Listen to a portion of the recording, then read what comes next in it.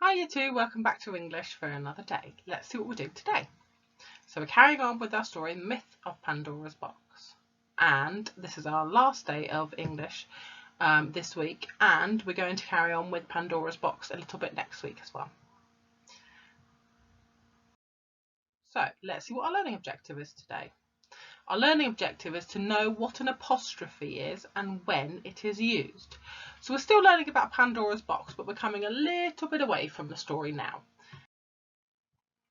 So let's see what the box is saying now. It's saying the title of this myth has a special punctuation mark. It's called an apostrophe.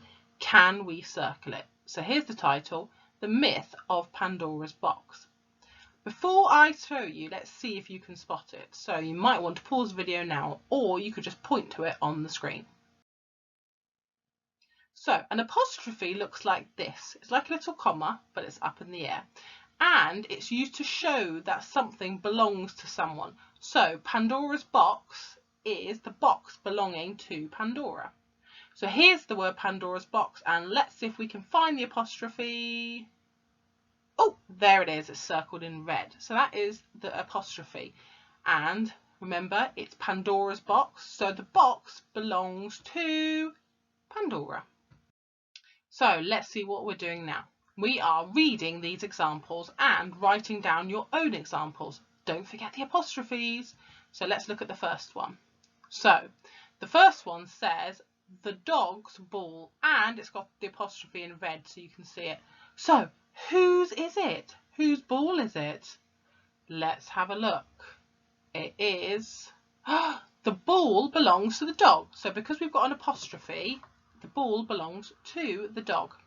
Okay, let's do the next one. The man's hat. So who does the hat belong to? Let's see if we can work it out. The hat belongs to the man. The last one, the car's wheels. So who do the wheels belong to? The wheel belongs to the car. So here's some examples, okay? So that's when we put an apostrophe in. Okay. At school, the year twos will know that I have my own pot of whiteboard pens, don't I? And on it, I have written Miss Collier's whiteboard pens, because these pens, they belong to me. Okay, so there we have different ways we can use apostrophes. Can you help me push some apostrophes in? So let's have a look. Oh, here's a little girl. And her name is Nadia. And what is she doing? She looks like she's listening to an audio book. Let's see if we can find the example. This is Nadia's radio. So this is her radio. It belongs to her.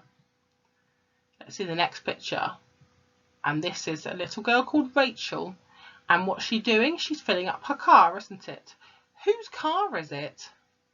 It's Rachel's car, isn't it? So let's see if we can think of the sentence. This is Rachel's car. And if you see in between the "l" and the "s", they put an apostrophe. Oh, let's see what this little Clara's doing. What has she got? Oh, it's a bit difficult to see what she's got. This is Clara's train. So the train belongs to Clara, doesn't it? Oh, this little boy looks like he's walking his dog. So who does the dog belong to? Let's have a look. This is Owen's dog. So the dog belongs to Owen. Ooh, what's this person doing? Reading a book. Kaylee is reading a book. So who does the book belong to? Let's see if you can say it before I put it up. So it will be, the first two words will be this is. Ooh, let's have a look and see if you're right. This is Kaylee's book. Did you get it right? Let's do the last one. So the boy looks like he's got a rocket in his hand. Malik, let's see. Now, his name's Malik and he's got a rocket. I'm going to start the sentence with this is. Now, I wonder if you can finish the sentence for me. This is. Let's see if you're right.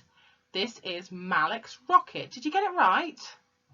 Right, so what we've done there is we've put apostrophes in all of the sentences next to the name, so we know who the things belong to.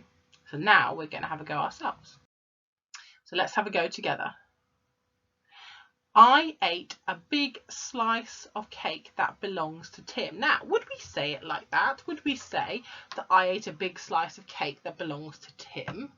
Oh, I'm not sure we'd quite say it like that. Let's see what we might say. Oh, actually, let's see if we can do it together.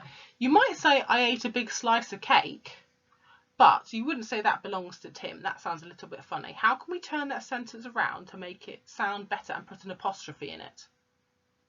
Oh, what about I ate a big slice of Tim's cake? Let's see.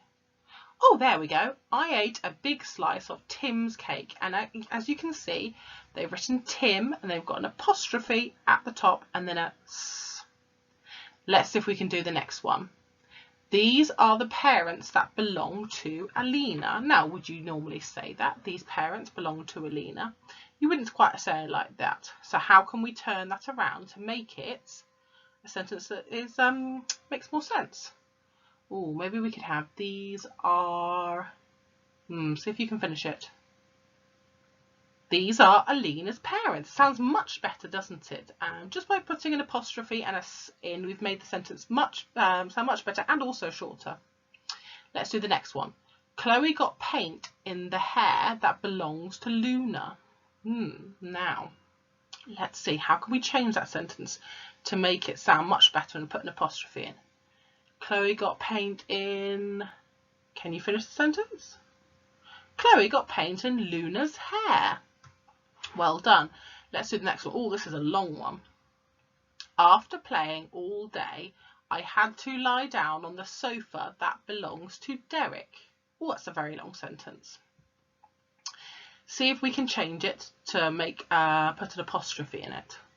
After playing all day, I had to lie down on, can you work it out? After playing all day, I had to lie down on Derek's sofa.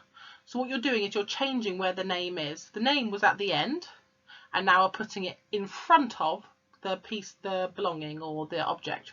So instead of being sofa that belongs to Derek, it's Derek's sofa. Okay? So Luna's hair, Alina's parents, Tim's cake. So you always put in the name first, and then the apostrophe, and then the item or object that it is. Let's see if we can do the next one. You're getting really good at this now. I washed the car that belongs to my uncle. So we could have I washed. Did you get it? I washed my uncle's car. So it's the same thing. You're putting the name before the object in that case, and make sure you put the apostrophe up in the air and then the S. So let's see if we can do the next one. Serena broke the necklace that belonged to her mum. How can we change it? Serena broke. What are you going to write? Serena broke her mum's necklace. So what we've done is we've changed the sentences around and we've added more. We've added an apostrophe and an S. But the sentences do sound much better, and normally they're shorter, aren't they? So now it's your turn. You're going to have a go. So you need a pen and a paper.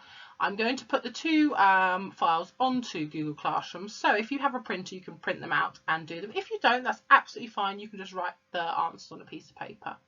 So the first piece you have to do is called possessive apostrophes, and that's what it is. It's possessive because it's the person who owns it. So like I said, the whiteboard pens, they are mine. I own them, I possess them, okay? So it would be Miss Collier's whiteboard pens. And you're going to have a little go at doing that first sheet, okay? The first one has been done for you, 1A, and then you've got to do B, C, D, and E. So B, C, D, and E. So they're 4, okay? And they're quite simple. The next one you've got to do is this, and this is called apostrophes for possession. It's a mini test. So you've got question 1 to do, and there's a few different parts, question 2 and question 3. And they're all the same thing. They're all putting apostrophes in, but some of them, they might be teaching, some of them you might have to look for the correct sentence. Some of them you add an apostrophe in, and all different things, but I reckon you'll be able to do them. So one last thing before we go, let me show you. So here's my whiteboard, just so you know where to put an apostrophe in. So let's see. So if you're writing Miss Collier,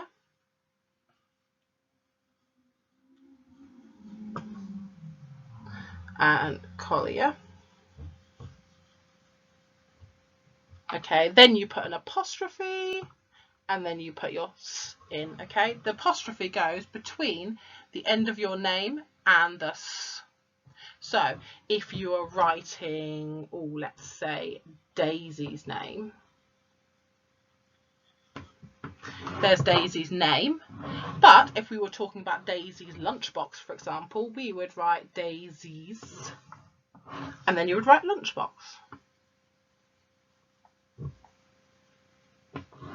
Okay.